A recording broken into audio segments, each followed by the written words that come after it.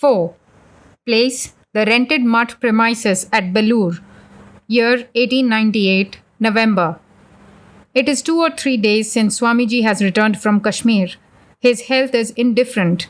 When the disciple came to the mutt, Swami Brahmananda said, "Since returning from Kashmir, Swamiji does not speak to anybody. He sits in one place wrapped in thought. You go to him and by conversation try to draw his mind a little towards worldly objects." The disciple, coming to Swamiji's room in the upper story, found him sitting as if immersed in deep meditation. There was no smile on his face. His brilliant eyes had no outward look, as if intent on seeing something within. Seeing the disciple, he only said, "You have come, my son? Please take your seat," and lapsed into silence. The disciple, seeing the inside of his left eye reddened, asked, "How is it that your eye is red?" "That is nothing," said Swamiji, and was again silent. When even after a long time Swamiji did not speak, the disciple was a little troubled at heart and touching his feet said, "Won't you relate to me what things you have seen at Amarnath?" By the disciple's touching his feet, the tensity of his mood was broken a little, as if his attention was diverted a little outwards.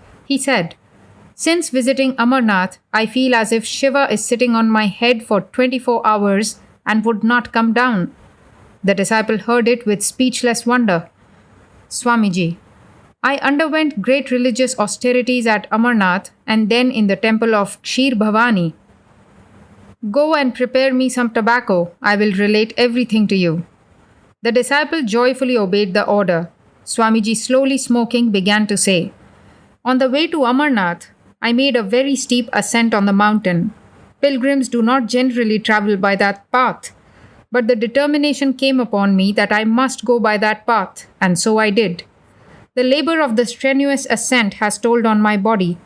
The cold there is so biting that you feel it like pinpricks."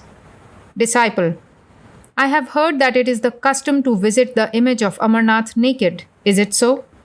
Swamiji, yes, I entered the cave with only my kaupina on and my body smeared with holy ash. I did not then feel any cold or heat, but when I came out of the temple, I was benumbed by the cold.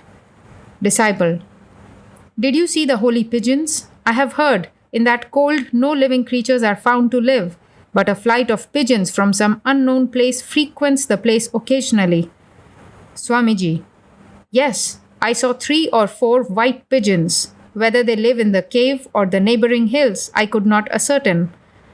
Disciple, Sir, I have heard people say that the sight of pigeons on coming out of the temple indicates that one has really been blessed with the vision of Shiva. Swamiji, I have heard that the sight of the pigeons brings to fruition whatever desires one may have. Then Swamiji said that on the way back he returned to Srinagar by the common route by which the pilgrims return. A few days after returning to Srinagar, he went to visit Kshir Bhavani Devi and staying there for 7 days, worshipped the Devi and made homa to her with offerings of kshira, condensed milk. Every day he used to worship the Devi with a mound of kshira as offering. One day, while worshipping, the thought arose in Swamiji's mind. Mother Bhavani has been manifesting her presence here for untold years. The Mohammedans came and destroyed her temple, yet the people of the place did nothing to protect her. Alas, if I were then living, I could never have borne it silently. When thinking in this strain, his mind was much oppressed with sorrow and anguish. He distinctly heard the voice of the mother saying, "It was according to my desire that the Mohammedans destroyed this temple.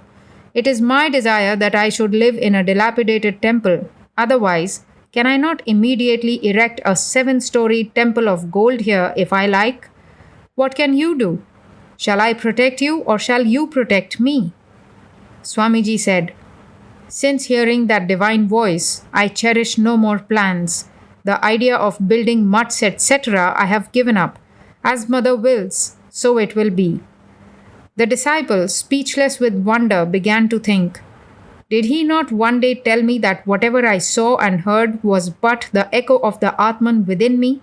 That there was nothing outside? And fearlessly spoke it out also. Sir, you used to say that divine voices are the echo of our inward thoughts and feelings. Swamiji gravely said, whether it be internal or external, if you actually hear with your ears such a disembodied voice as I have done, can you deny it and call it false? Divine voices are actually heard, just as you and I are talking. The disciple, without controverting, accepted Swamiji's words, for his words always carried conviction. He then brought up the subject of departed spirits and said, Sir, these ghosts and departed spirits we hear about, which the Shastras also amply corroborate, are all these true or not? Swamiji, certainly they are true. Whatever you don't see, are they all false for that? Beyond your sight, millions of universes are revolving at great distances. Because you do not see them, are they non existent for that? But then, do not put your mind on these subjects of ghosts and spirits. Your mental attitude towards them should be one of indifference. Your duty is to realize the Atman within this body. When you realize the Atman, ghosts and spirits will be your slaves. Disciple, but sir, I think that if one sees them, it strengthens one's belief in the hereafter and dispels all doubts about it. Swamiji, you are heroes. Do you mean to say that even you shall have to strengthen your belief in the hereafter by seeing ghosts and spirits? You have read so many sciences and scriptures, have mastered so many secrets of this infinite universe. Even with such knowledge, you have to acquire the knowledge of the Atman by seeing ghosts and spirits? What a shame! Disciple, well, sir, have you ever seen ghosts and spirits? Swamiji narrated that a certain deceased relative of his used to come to him as a disembodied spirit. Sometimes it used to bring him information about distant events, but on verification, some of its information was not found to be correct. Afterwards, at a certain place of pilgrimage, Swamiji prayed for it mentally, wishing it might be released. Since then, he did not see it again. The disciple then questioned Swamiji if Shraddha or other obsequial ceremonies appease the departed spirits in any way. Swamiji replied, that is not impossible. On the disciples asking for the grounds of that belief, Swamiji said, I will explain the subject to you at length someday.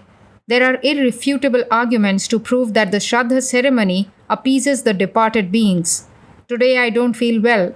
I shall explain it to you another day. But the disciple did not get another opportunity to ask that question to Swamiji.